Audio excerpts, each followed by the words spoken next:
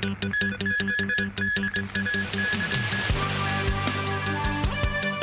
third plenum of the Communist Party's Central Committee lays out the blueprint for China's further reforms and modernization. Locally, lawmakers passed an amendment bill to expedite redevelopment of old buildings. And in the U.S., J.D. Vance accepts a Republican VP nomination.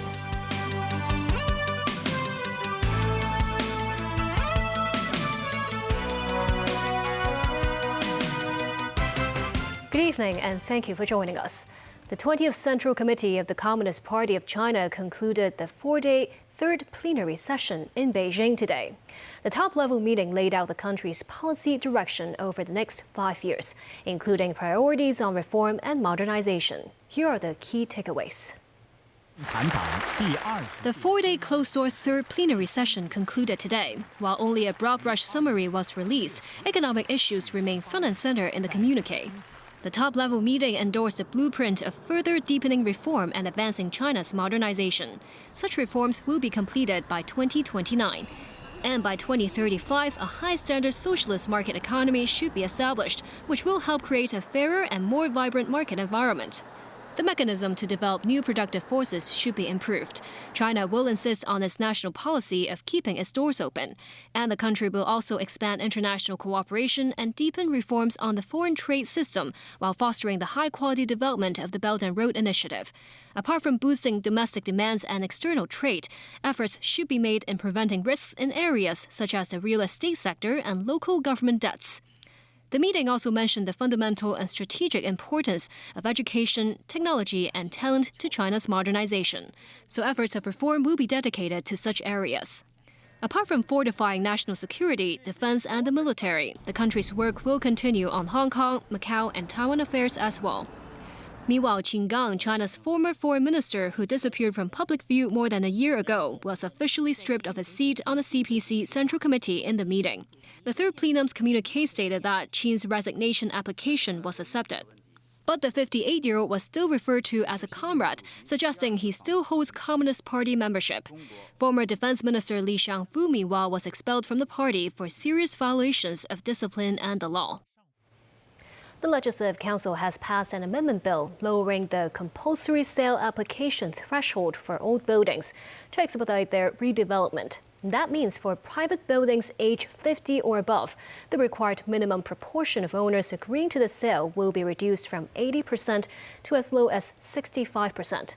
The arrangement is expected to take effect in mid-December. With more than half of the lawmakers voting in favor, the amendment bill passed its third reading today. Currently, the city has around 9,600 old private buildings aged 50 years or above. To speed up redevelopment work, the government proposed legal amendments to relax the compulsory sale application threshold for these buildings. Designated areas with more aged buildings include Chanshan Wan, Shamshui-Po, Mong Kok, Yang Ma Tei, Kowloon City, To Kwa Wan, Sai Ying Pun, Sheung Wan, and Wan Chai. For buildings aged 50 to 59 in these areas, if 70% of the owners agree, they can apply for a compulsory sale of their buildings. And for buildings aged 60 or above, the threshold is lowered to 65%. The amendment also allows buildings aged 50 years or above in the same lot to apply for a joint compulsory sale. While most lawmakers supported the bill, some abstained from voting. I hope the government will consider balancing the rights and interests of minority owners. Take the example of Singapore. Threshold remains at 80% or 90%, but the government actively helps minority owners to group together their ownerships and sell to developers. It is always a battle between minority owners and private developers. I want to reassure the public that the government will be providing support to minority owners. The Development Secretary said there will be a government-led support service center for minority owners run by non-profit and local organizations. Lawyers and surveyors will provide preliminary legal advisory service on issues such as mediation free of charge to minority owners at the center.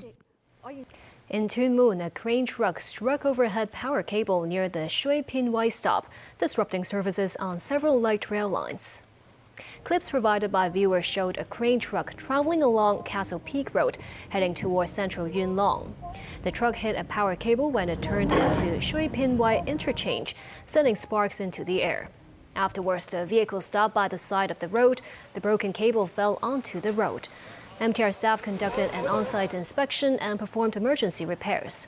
4 light rail lines, 610, 614, 615, and 761P had to be rerouted. Free shuttle buses were arranged. With Donald Trump watching from the stands, his vice president nominee, J.D. Vance, introduced himself to a national audience on day 3 of the Republican National Convention. The 39-year-old from Ohio cast himself and Trump as fighters and the proponent of an America First agenda, which he believes is being disintegrated by U.S. President Joe Biden and the Democrats. Nasri Karim has more. Donald Trump, his right ear still bandaged after Saturday's assassination attempt in Pennsylvania, walks purposefully and confidently into the Fiserv Forum in Milwaukee for day 3 of the Republican National Convention. Soaking up the adulation from thousands of supporters, Trump, however, took a back seat. As Americans were introduced to J.D. Vance, his 39-year-old running mate for the November 5th presidential election. Vance, once a fierce critic of Trump, now only glorifies him. In accepting the vice presidential nomination, he hailed the former president as a man of the people, raising him to hero status after Saturday's incident. But as we meet tonight, we cannot forget that this evening could have been so much different. Instead of a day of celebration, this could have been a day of heartache and mourning. For the last 8 years, President Trump has given everything he has to fight for the people of our country.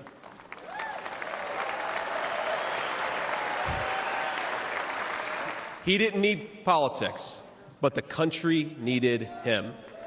I want all Americans to go and watch the video of a would-be assassin coming a quarter of an inch from taking his life.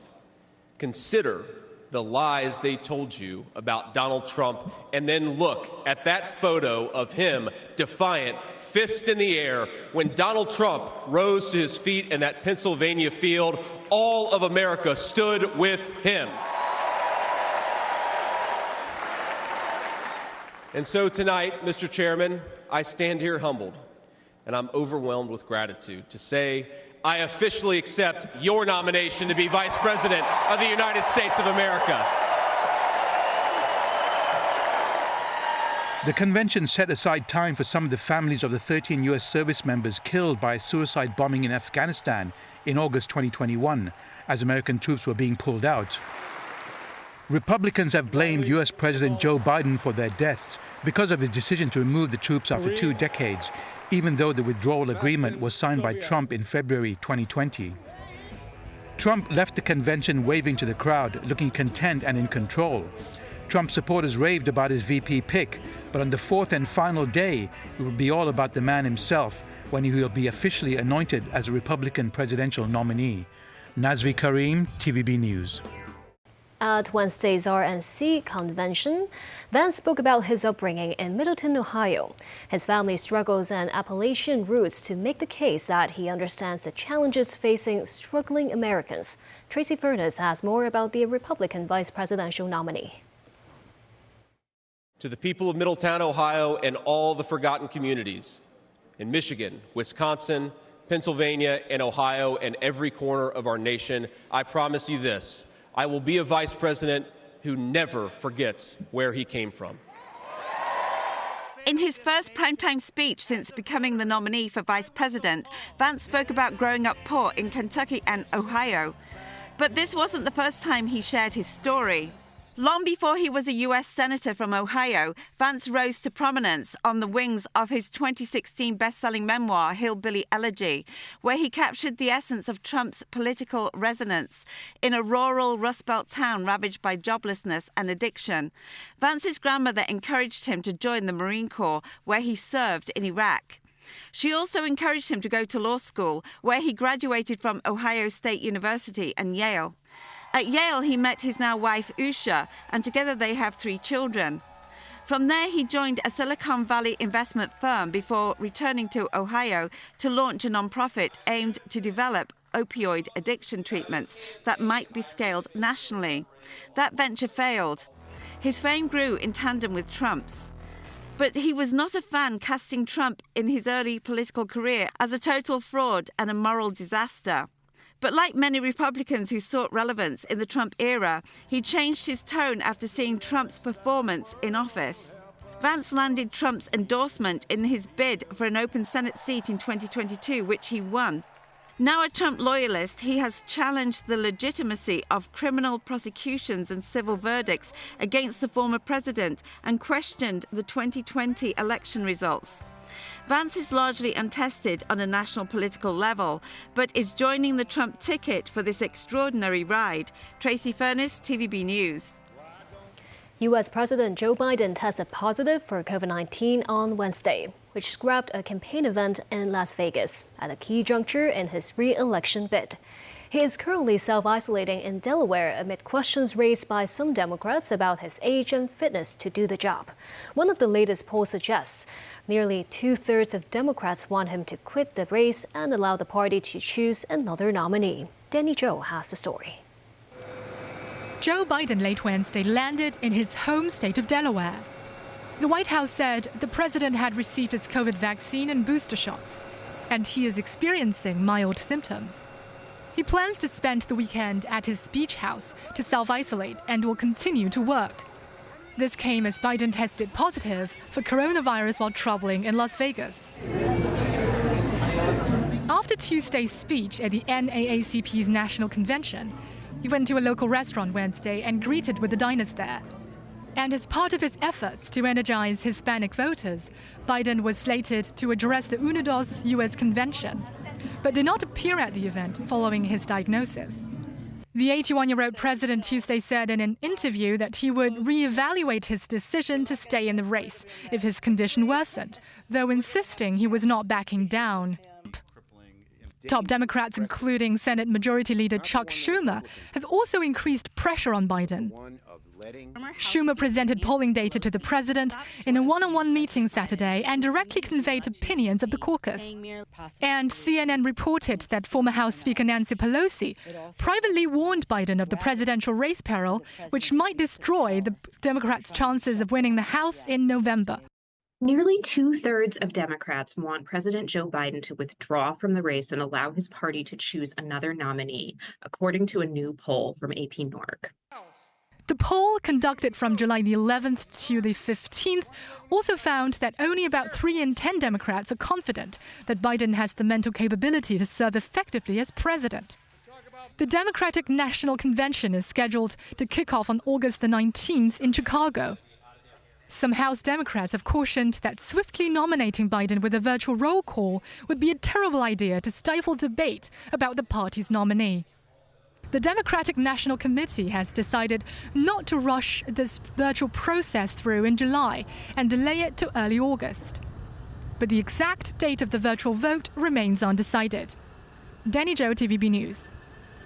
And still ahead, QR code clearance service at immigration control points for Hong Kong and Macau residents starting tomorrow. An update on dengue fever cases in the city.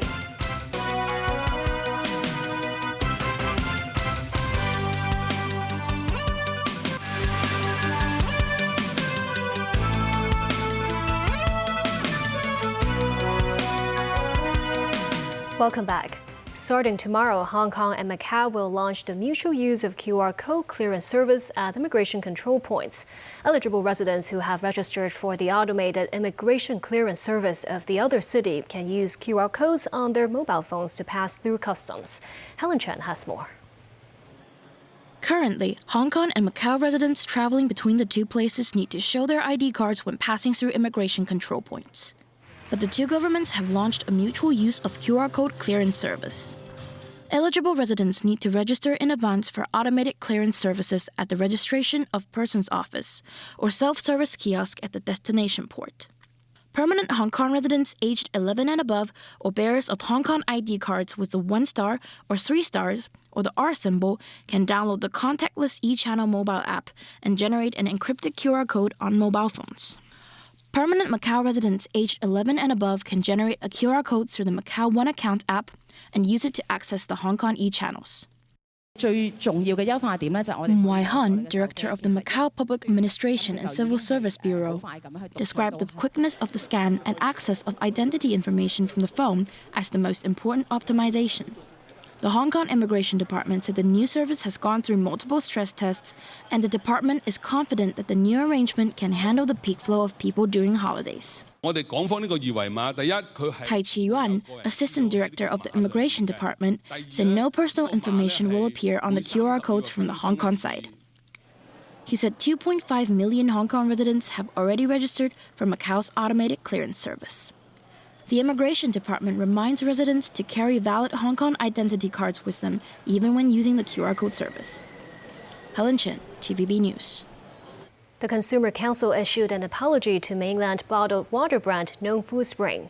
That's after the firm threatened legal action against the watchdog over a report on its products. The latest edition of the Consumer Council's Choice magazine published an article saying that every liter of Nongfu Spring's bottled water contains 3 micrograms of potential carcinogen bromate, and that amount has reached a maximum limit under EU regulations. An allegation that the company said is erroneous, and that the product should not be categorized as mineral water, but natural drinking water. The brand said for drinking water, the EU's limit for bromate is 10 micrograms per liter. It added that the report has caused panic among Hong Kong and mainland consumers, leading to massive damage to the company. In response, the Consumer Council reclassified the product in question as natural drinking water after meeting with Nongfu Spring representatives. The watchdog also adjusted the company's product rating from 4.5 stars to the highest level of 5. Summer is high season for mosquitoes, and the Center for Health Protection today held a briefing on mosquito-related health issues, focusing on dengue fever. Hong Kong has recorded 37 cases of dengue fever so far this year. The center said 3 are local cases and the remaining ones are imported. The Mo Sang-ai reports. Dengue fever is a mosquito-borne infection caused by the dengue virus, often found in tropical and subtropical regions. The Center for Health Protection today said 37 dengue fever cases were recorded in the city as of Wednesday. Among them, 34 were imported from countries such as Malaysia and Indonesia. The 3 remaining cases were found locally, 2 from Tin Shui Wai and 1 from Siu Shai Wan. Patients of the 2 Tin Shui Wai cases live in the same building, Tin Shui First Estate. The CHP said they have contacted more than 2,000 households in that area up until Wednesday and found no new dengue cases. The CHP, however, said residents should pay attention to the risks of the disease because of a rise of dengue fever cases across the world. Authorities said climate change could be a contributing factor. With massive rainfall or increase in temperature in many areas of the world, all these factors facilitate the growth of the vector. The CHP also said many members of the public have insufficient understanding on the application of insect repellents. Health authorities said residents should check out ingredient labels on insect repellents before buying them. They will try to look for effective ingredient like DEET, and in general, the concentration recommended for general public is about 10 to 30%. Authority says a preparedness and response plan for dengue fever will be launched if the disease poses a major health impact on residents. Mo Sang-ai, TVB News. South Korea today ordered people living near rivers in the central region to evacuate their homes as a heavy monsoon dumped more than 300 millimeters of rain. Warnings went out across a large part of the country, including Seoul, as heavy rain caused the cancellation of more than 24 flights at Incheon International Airport. Train services in Seoul were also disrupted.